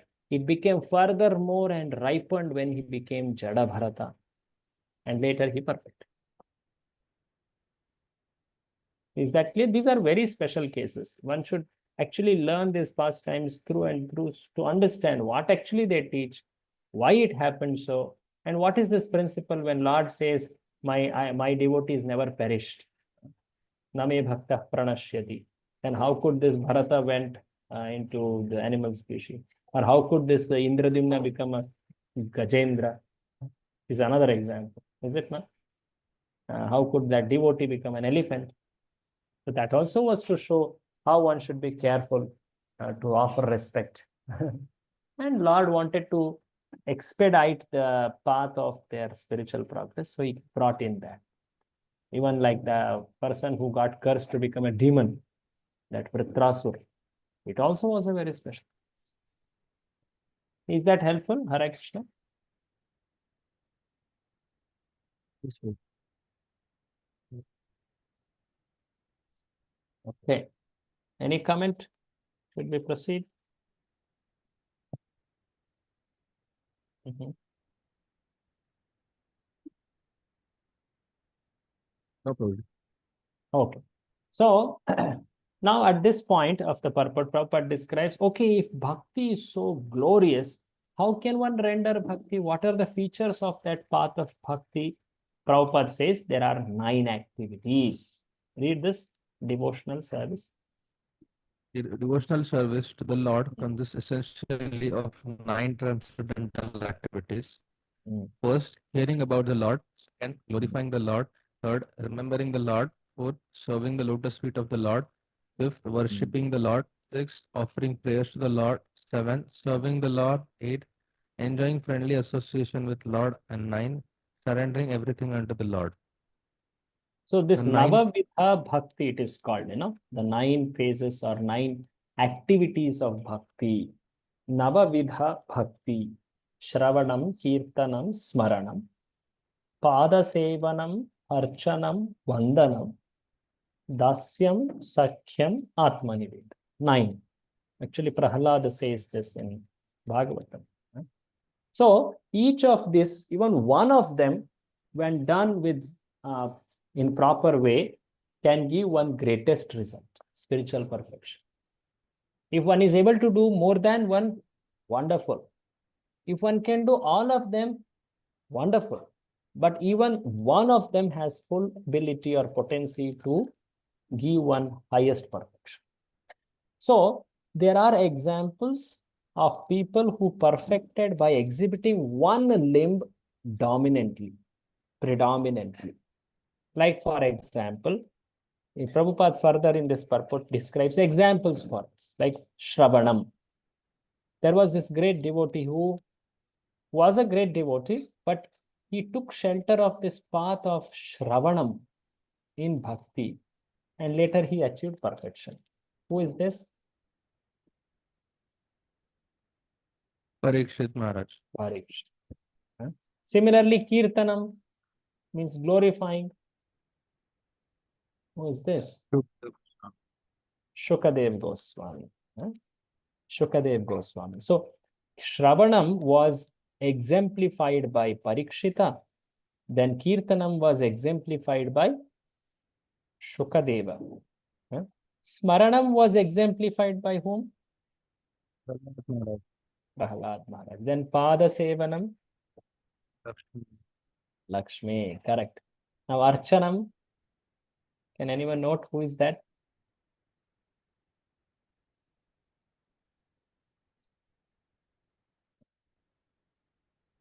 If you have the book, you can read there in Prabhupada's description and also point it out. There are 4 small boys whose feet are served by one person. He is Pruthu. Prithu Maharaj. Pruthu Maharaj. Then Vandanam. This is another, he looks like a king or a minister. He is looking at footmarks of Krishna. He is on the way to Vrindavan actually to meet Krishna. Akrura. Yes, Akrura. He is the one who exemplified the prayers. Then Dasyam, of course, who can forget? Hanumanji. Sakhyam, Arjuna. And Atmanivedanam. Who is Atmanivedanam? Bali Maharaj. Bali Maharaj. So Prabhupada describes that whole examples. I just showed it as a photo, but you can all see this. Prabhupada has described that. See the Maharaj Bali, by surrendering everything, he attained desire. So each one of them have such great potency. So the path of bhakti is so potent. Read this part, actually the explanation. Actually, the explanation of this mantra and of practicality, all the mantras of the Vedic hymns is summarized in Vedanta Sutra and properly explained in Srimad Bhagavatam. Srimad Bhagavatam is the mature fruit of the Vedic tree of wisdom. See, in this chapter, in this mantra, as I was telling before, there is a description of death.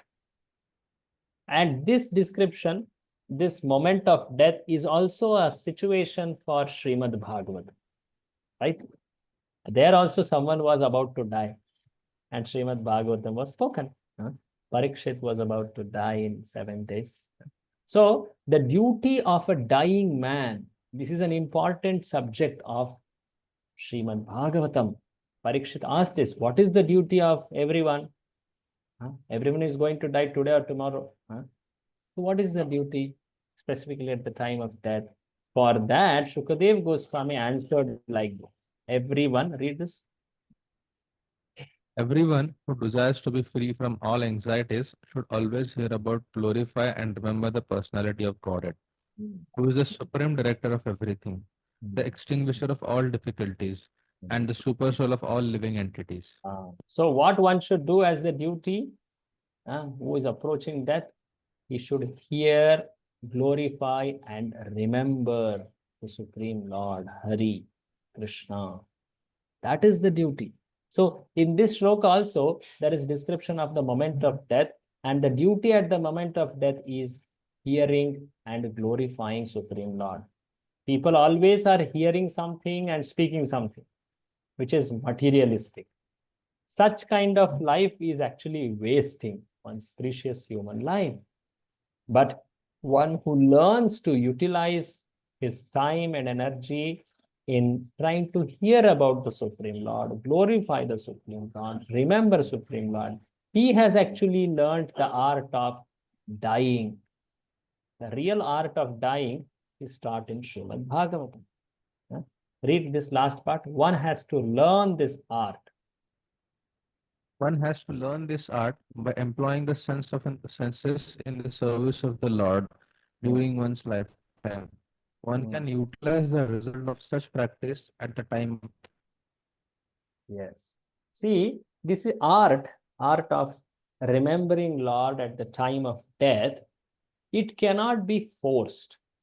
One cannot force this kind of remembering, especially at time of death when it is so helpless. So what should be done? When one is living, he should practice cultivating devotional service. He should practice remembrance of Lord. When one has done that, he can utilize the benefits or results what he has done at the time of death. That time, Lord will bless one with remembrance. True. Remembrance, we don't know what will happen at the time of death. It's the time of most uncertainty. But yet, if one has led a life of sincere devotional service, then one can take benefit because Lord will bless him with that. So this mantra 17 has many very important aspects for devotees actually. To first understand how this body is a dress on us, and we keep choosing so many dresses, but this particular dress of human body is very special because we are able to surrender and practice devotional service. So in this path of devotional service, one should cultivate remembrance so that one can remember the Supreme Lord at the last moment of one's life. The Supreme Lord is very, very merciful. He never forgets even the smallest service rendered by a devotee. But yet, a devotee should very sincerely try to cultivate remembrance of Lord by practicing any of the ninefold activities. Shravana, Kirtana, Smarana, Vandana, Dasya, Sakya, like that. That is the duty of every man. Anyway, every man is going to die. And that's why the duty of a dying man is the path of bhakti, the activities of bhakti. So like this mantra 17 has very nice flow of thoughts. Prabhupada has explained it so well. After this, there is one small mantra, mantra 18. It takes close to 20 minutes at max to discuss. Should we discuss next week? Or should we discuss now? Yes. Hare Krishna. Can't hear. Yes, Prabhuji. We'll continue next week. I can't. We'll continue next week. Okay. Next week, anyway, we have some more devotees for shloka test. So next week will be our last Yes, session. Prabhuji. Next week In we'll fact, take I tried. so we'll have some Yeah. answers also next week. Yes, yes. So we conclude for today. We completed mantra 16 and mantra 17 also. Mantra 18 is last one, which is remaining. We will do that. So all of you, please look at your handbooks. Go over those questions. If you have any doubt, next session will be your last chance to inquire anything which is not clear. Okay. Of course, you can inquire later also, but you can have a discussion which can be helpful for all in the next session. Take that time properly. Go over those questions, closed book question bank, open book questions. I have already discussed the two open book questions had explained in that discussion only. One is about Ishavasya principle, another is about the proof for personal form. So all of you, please go over that and start writing them and complete them as soon as possible. Thank you very much. Shri Ishopanishad ki jai, Srila Prabhupada ki jai. Hare Krishna, Dandavat Pranam. So those who are in shloka test can wait, others can leave, no problem. Devotees are asking for the PPTs that if we can share. PPT some okay. Anyway, those pointers of how to understand purpose, surely I'll share that. I'll send that. We'll get it. They'll get it by today, bro. I'm having something after this. Maybe by night I'll send. Okay. By Yes. night. Today I'm in some other service. Yeah. I'll send it. Okay. Hare Krishna. Any other? Okay. Rishikesh Prabhu is giving up today. Hare Krishna, Prabhuji. Yes, Namaste. Prabhu. Okay, Dandavat Pranam. Yes, Prabhu, you can begin. No. You have to Yes, close Prabhu. your eyes and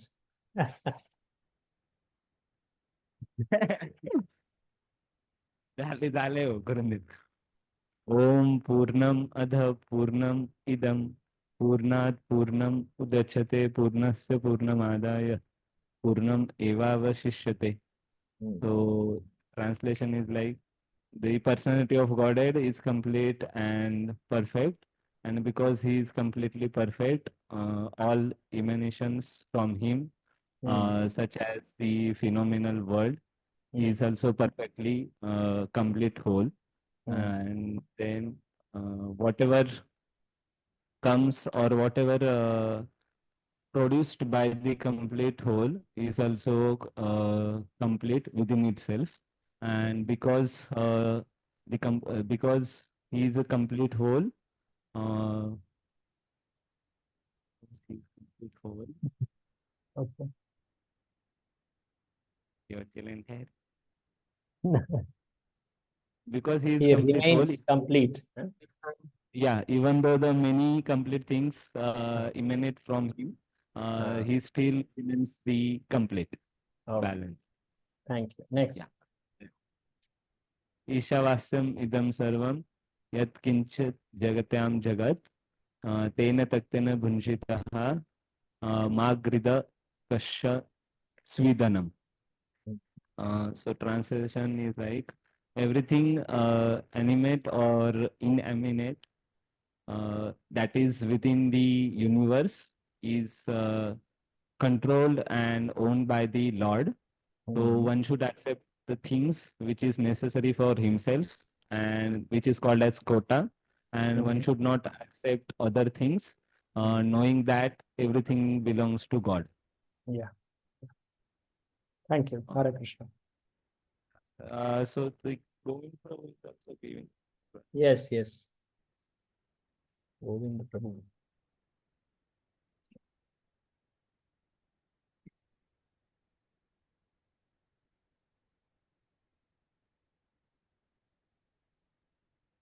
Hare Krishna. Hare Krishna Prabhu. Yes.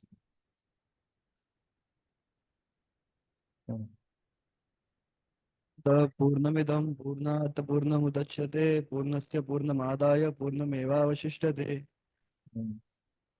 परिपूर्ण है और भगवान से उत्पन्न होने वाली हर चीज परिपूर्ण है. इस जगत में जैसे कि ये जगत है ये भी परिपूर्ण है.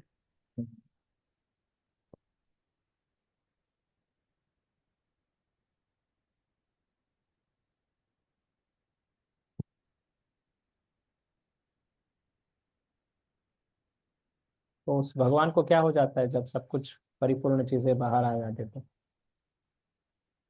फिर भी भगवान बैलेंस में रहते हैं. हाँ, वो परिपूर्ण ही रहते हैं. Yes. परिपूर्ण ही रहते हैं. हाँ, ठीक है. Second one. ईशावास्येदं सर्वं यत् किंचित् जगत्यां जगत् तेन तक्तेन भूषितं मागृध कस्य स्विद्धनम्.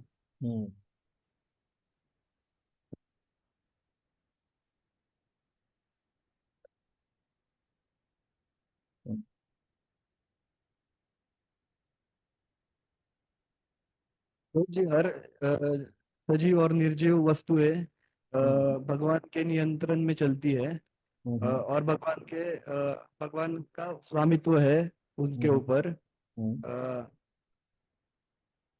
हाँ, मनुष्य को उतना ही स्वीकार करना चाहिए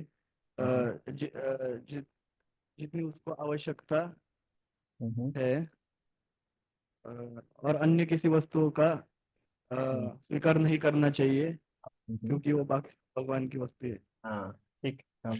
और ईशावास्यम वो जो पहला श्लोक था ना, पूर्णमदः पूर्णमिदं, वो लास्ट लाइन में आपने क्या बोला? पूर्णमेव क्या बोले आप? लास्ट लाइन फिर से बोलिए. पूर्णमेवावशिष्यते. वशिष्ठ नहीं, वशिष्यते. हाँ, अलग ही मीनिंग हो जाता वशिष्यते ठीक Yes. है ऐसे ओके थैंक यू हरि बोल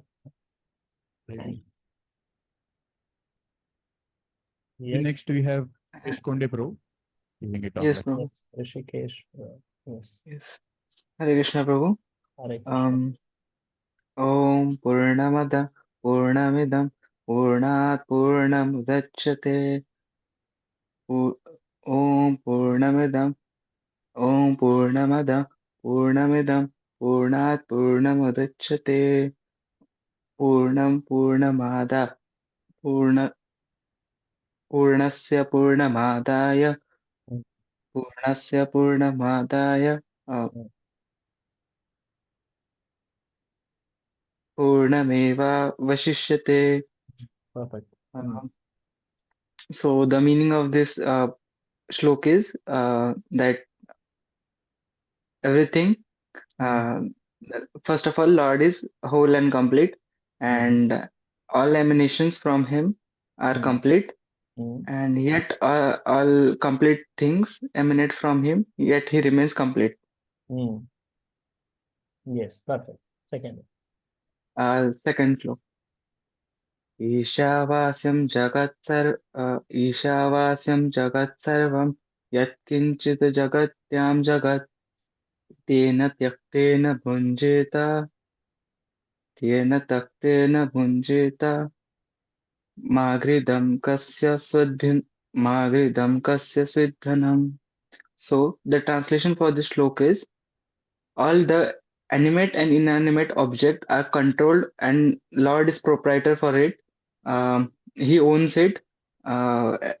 So one should accept the things which are necessary for him. The quota he is dedicated to, and not and should not be obliged for things which are not for him.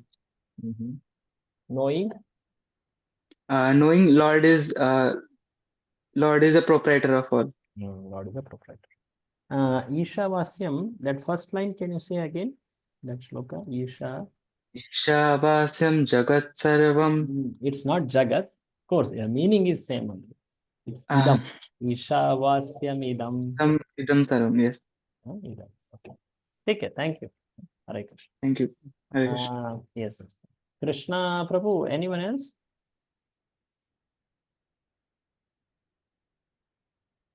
no Prabhu. These were all. okay we will Remaining conclude yeah remaining devotees will give in the last session. remaining means how many are there Now after the 7 are remaining. my God yeah you did not tell them that only at max 5 he will take why everyone chose last day huh? Yes, it was informed. Everything was informed. I think I took too much of liberty. Yeah, I should have just kept one day for all shloka test. Then everyone would have come by that. Only 2 shlokas. Still people are looking for last day. Yeah? Anyway, next session will be shorter session because there is only one chapter, one shloka mantra. It's a small purport. We'll quickly end that. And then we'll take whoever remaining. And you talk to Kaustuv Prabhu and decide for the date of exam. Okay. Yes. That you decide, and also open book deadline also you decide. You tell that everything was told much early. There is no much gap needed for preparation or like that. That anyway, Prabhuji can take that call decision. Yes, sir. Okay. Thank you. Yes. Hare Krishna. I conclude here. Yes. Also regarding the PPT, they are asking for it. I'll send you by night. Okay. Yes. I'll send you that. Hare Hare Krishna.